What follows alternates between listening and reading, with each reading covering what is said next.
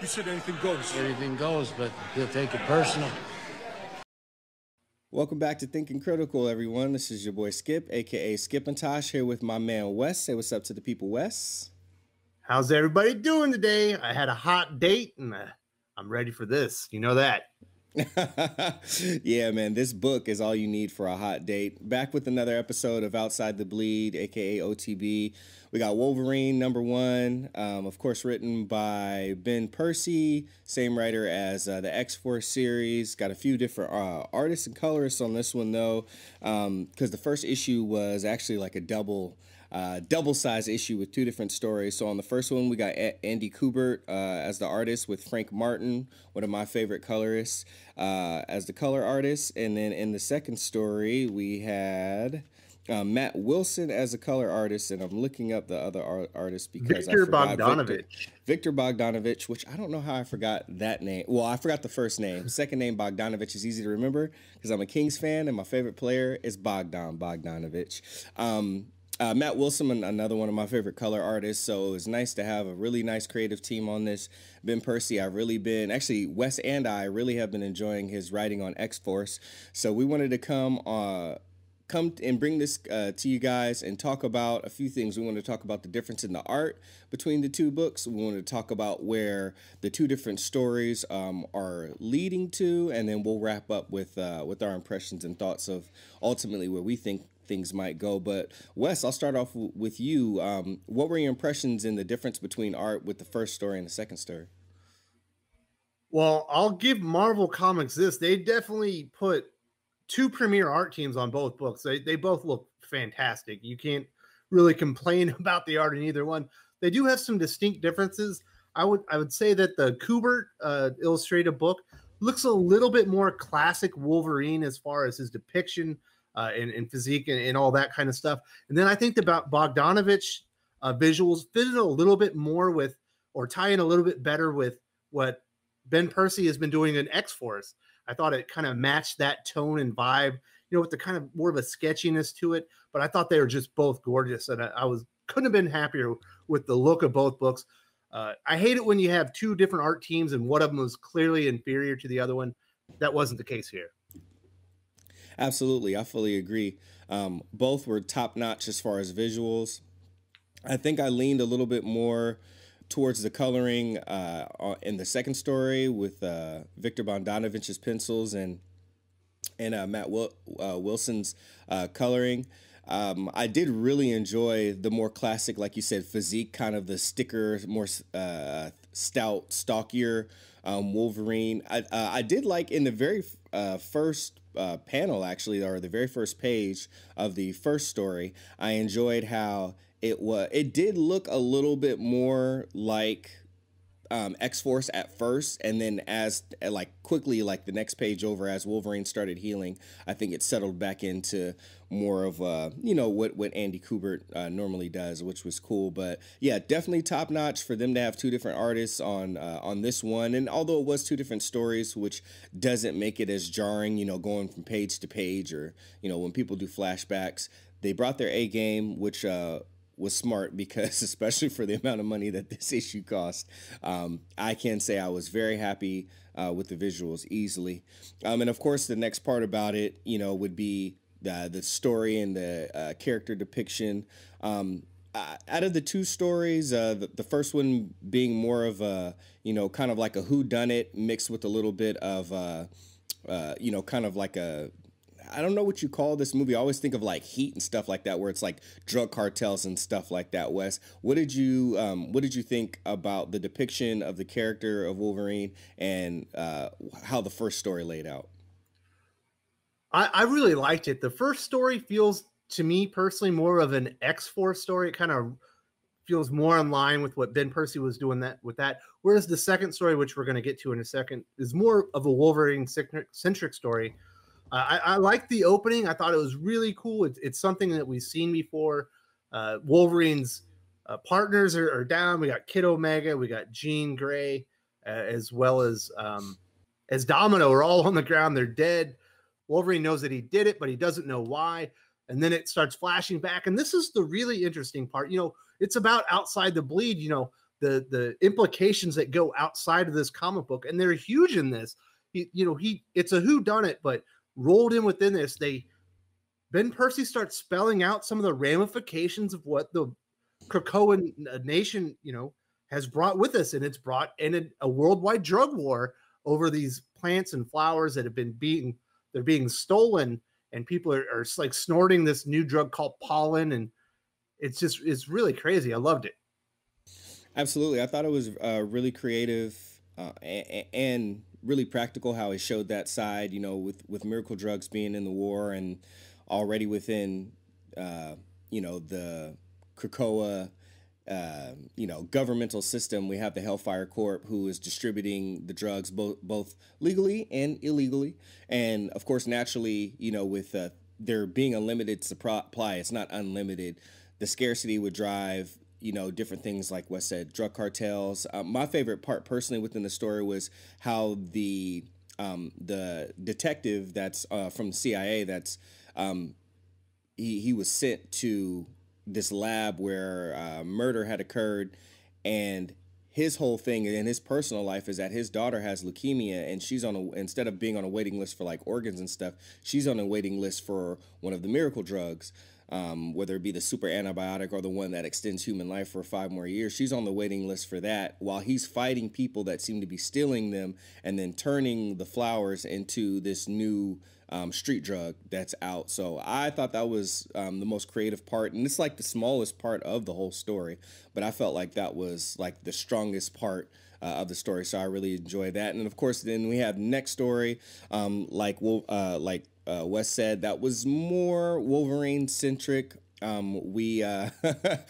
love how it started. Of course, everybody saw in the preview with Omega Red coming into through a Krakoan gate, and Wolverine just really wanting to just tear him apart. But of course, Magneto saying, "Hey, this is a fresh start for everybody. Everybody gets a clean slate here."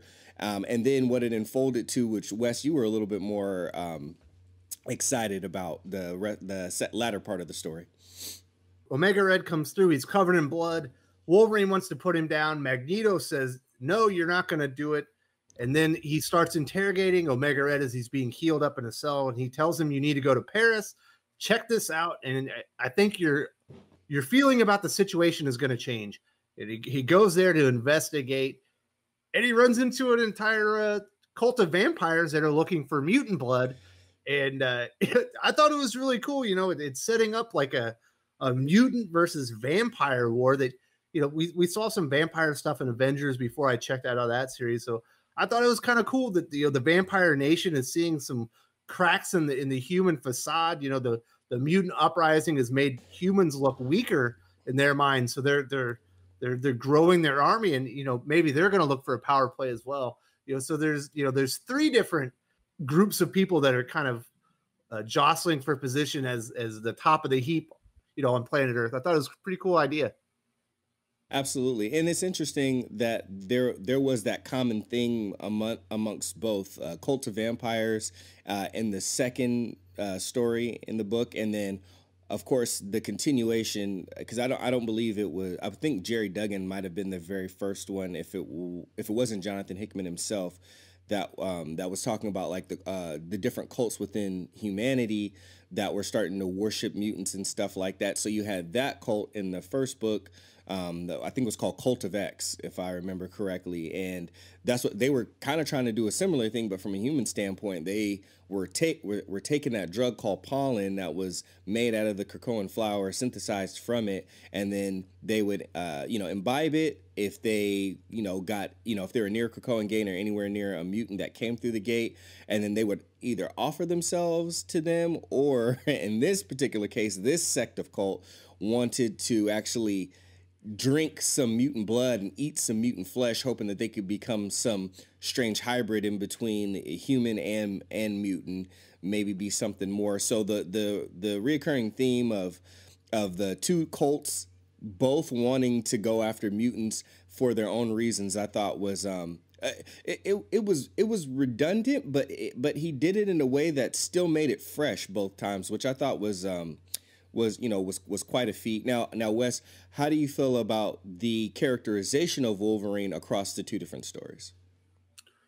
I liked it. It definitely took into account his healing factor. As far as the vampire bites, yes, he gets bitten by vampires. They wanted his blood. He explains, I'm impervious to this infection. My body fights it off. There's even a white page that kind of explains why his blood is so different.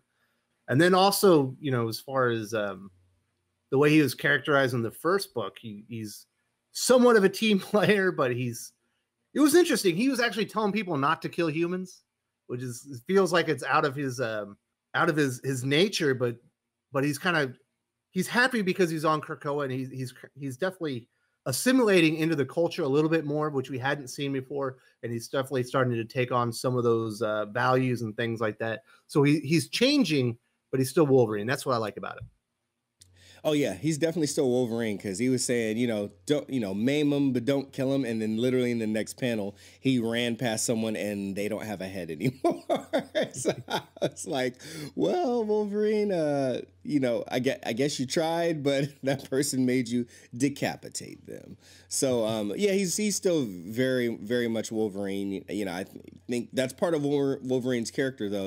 I think ultimately when his back is against the wall, he's going to do what he needs to do to survive and ensure the survival of the family and friends, especially, even more so now that even if he's not so convinced, or only so convinced of the security that Krakoa has brought, he's trying to protect that idea and to his friends and everyone else. So in a way, it's kind of, I think made him step up more and take even a little bit more responsibility. I do think the characterization of Wolverine was a little stronger in the second book than in the first book. In the first book, I felt like it harkened back a little bit more to like when we first saw Wolverine in House of X, with him and Professor X and Jean in that garden where where all the kids were like jumping and playing with Wolverine, and he was playing hide and go seek with the kids in the very beginning of this story. So I felt like that pulled immediately from that, whereas in the second story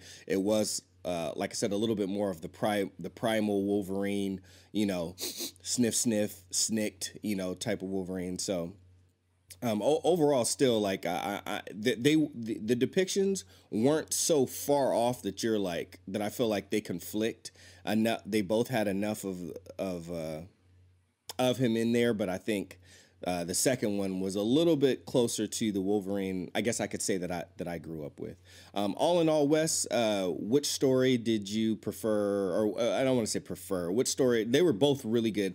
As you guys already know, we talked about the art was already solid in both of them. I feel like the writing on a macro and a micro level, from the details, through the smaller stories to the larger stories, were good in both. But Wes, which one did you prefer? They were both good quality Wolverine stories, and that's really what I wanted. I personally preferred the second one that was more Wolverine centric, but the first story has bigger implications because of the worldwide drug stuff. And it also introduced a new villain that we didn't really get into, called the Pale Girl. We're not really sure what she's all about, so that was really interesting. But I did like the story itself. I thought it was more exciting, more fun in the second story, which I believe is called The Catacombs. Absolutely. I was more of a fan of the first story, even though I felt like I definitely enjoyed seeing Omega Red. That was always one of my favorite villains back when I was a kid. But I definitely enjoyed the first story a little bit more. I think the tie-in with the detective and the daughter, and them like her being on a waiting list for the drug. I just like seeing how this Krakoan drug continues to affect the story. And it's weird because I guess I'm taking a little bit more of what Ben Percy gave me as opposed to what I was expecting. Now I can say overall expectations, both of them were quality, and I prefer the first one, but I don't know if I can call this a criticism, but I can only say how I felt. I was a little disappointed overall with this, not from a quality perspective, because this is easily one of the most quality books that have come out of Dawn of X. But I think where I'm disappointed in is the continuity of this, and I'm starting to feel almost like with every issue that comes out of a Dawn of X book, I'm just feeling the continuity just kind of fall apart and fade away. X-Force, it's still there to a bit. We had the solo Domino story, which I know is kind of its own contained thing within the X-Force thing, so it's not so much breaking the continuity, but I was really looking for the continuity in some way to be furthered, and I just feel it kind of not really being there, with the exception of now just the mainline X-Men book. So my only criticism is that I just didn't feel like it furthered the continuity more, with the exception of seeing what the drug is doing. But honestly, we had kind of already seen that a little bit in the Marauders book and some of the X-Force book anyway. So I don't really feel like, I feel like this book maybe dove deeper into that, but I don't think it really furthered it, so to speak. But Wes, do you have any criticisms, constructive criticisms of the book? Yeah, I wish. I'm just confused all the way around as far as Kitty Pryde goes. Like, who is she? What does she look like? It seems to change every comic book. Is she dead or not? I'm confused. Yeah, exactly. Which is interesting because Marauders just came out, and that's a whole other book that we don't have time to talk about. It's not our focus today, but overall, I would highly recommend this book for anybody that's a Wolverine fan, or if you're just a fan of the Dawn of X books. Either way, I don't see how you could walk away and not be satisfied with this book, with the exception of the only criticism that I had, and the criticism that Wes had. What Kitty Pryde is this nebulous thing that's going back and forth between Marauders and Fantastic Four plus X-Men, and now this Wolverine book. Like, is she alive? Is she dead? Is like Kitty Pryde is some mythical figure that she might be a part of everybody. She might be the pale girl for all we know, Wes. Maybe that's who Kitty Pryde is. Maybe she's the pale girl. But with the exception of those two things, I just felt like this book was really, really quality. Kudos to the whole creative team. And I'm even going to give, with the exception of the price, only if it was like $1 less, I would appreciate it. $1.50 less. But I'll even give some props to the Legion of Doofuses for juggling, a larger creative team, putting it into one book and making it quality and making sure that it came out on time. I am definitely going to read number 2, but I honestly don't know. I don't know if this is going to continue to be a double issue or not. We will see, but I'm curious to see what they do to keep my attention, because they're going to have to do something pretty interesting next time around. Otherwise, I think I'll be focusing on some of the other books. Any closing statements, Wes? Anything to plug before we go? No, thank you very much. We'll see you next week. If you enjoyed this video, please give it a like. I would appreciate it very much. It helps us attract more views for the channel. Subscribe for future commentary, comic book news, and reviews. And don't forget to ring the bell for notifications. If you want to talk comics, movies, and much, much more, you can follow me on Twitter at Wes_from_TC. With that, Salamat Po, and I'm out.